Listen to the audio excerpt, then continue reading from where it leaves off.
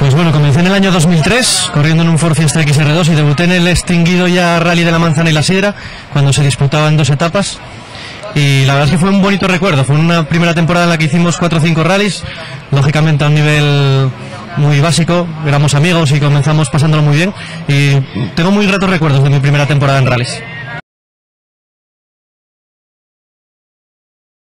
Pues esta temporada estoy compaginando el ser copiloto oficial de Suzuki junto a Gorka Schuster en uno de los 200, los Swift Super 1600 oficiales,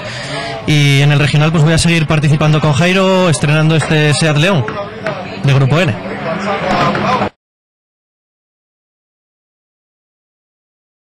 Creo que es algo muy complicado. Sí que puede llegar a hacerse, pero creo que yo ya no estoy en la edad ni en el momento de hacerlo. Ser profesional significa renunciar a cualquier otro tipo de trabajo, y creo que hoy en día es muy complicado, porque según está la situación actual en el mundo, pues bueno, creo que la vida de un copiloto tiene una durabilidad, puedes estar unos años, pero bueno, el resto de tu vida vas a tener que trabajar, con lo cual a día de hoy no me lo planteo ser profesional.